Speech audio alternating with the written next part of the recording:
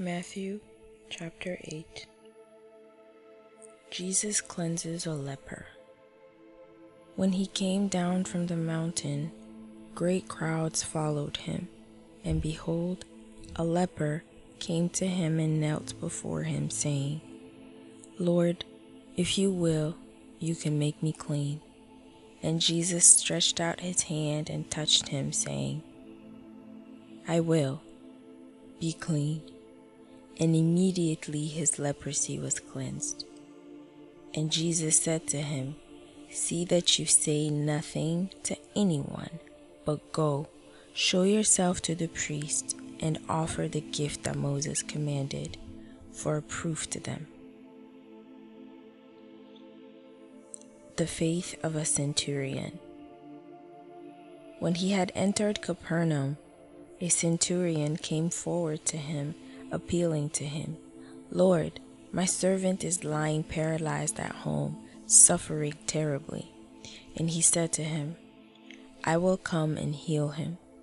But the centurion replied, Lord, I am not worthy to have you come under my roof, but only say the word, and my servant will be healed. For I too am a man under authority, with soldiers under me. And I say to one, Go, and he goes, and to another, Come, and he comes, and to my servant, Do this, and he does it. When Jesus heard this, he marveled and said to those who followed him, Truly I tell you, with no one in Israel have I found such faith. I tell you, many will come from east and west and recline at table with Abraham, Isaac, and Jacob in the kingdom of heaven, while the sons of the kingdom will be thrown into the outer darkness. In that place there will be weeping and gnashing of teeth. And to the centurion Jesus said, Go, let it be done for you as you have believed. And the servant was healed at that very moment. Jesus heals many.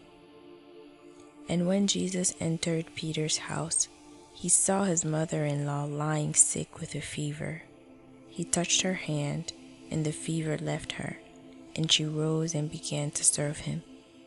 That evening, they brought to him many who were oppressed by demons, and he cast out the spirits with a word and healed all who were sick. This was to fulfill what was written by the prophet Isaiah. He took our illnesses and bore our diseases. The cost of following Jesus. Now when Jesus saw a crowd around him, he gave orders to go over to the other side.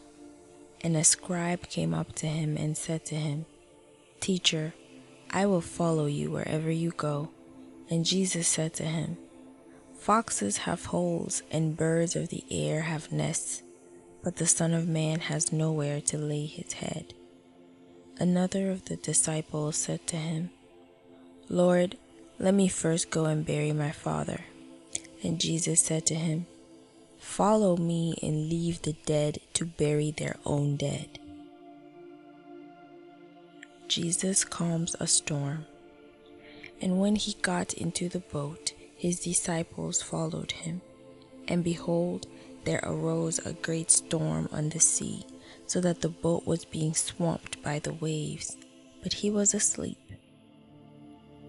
And they went and woke him, saying, Save us, Lord, we are perishing. And he said to them, Why are you afraid, O you of little faith? Then he rose and rebuked the winds and the sea, and there was a great calm. And the men marveled, saying, What sort of man is this, that even winds and sea obey him? Jesus heals 2 men with demons. And when he came to the other side, to the country of the Gadarenes, 2 demon-possessed men met him, coming out of the tombs, so fierce that no one could pass that way. And behold, they cried out, What have you to do with us, O Son of God? Have you come here to torment us before the time?" Now a herd of many pigs was feeding at some distance from them, and the demons begged him, saying, "If you cast us out, send us away into the herd of pigs." And he said to them, "Go." So they came out and went into the pigs, and behold, the whole herd rushed down the steep bank into the sea and drowned in the waters. The herdsmen fled, and going into the city, they told everything, especially what had happened to the demon-possessed men. And behold, all the city came out to meet Jesus, and when they saw him, they begged him to leave their region.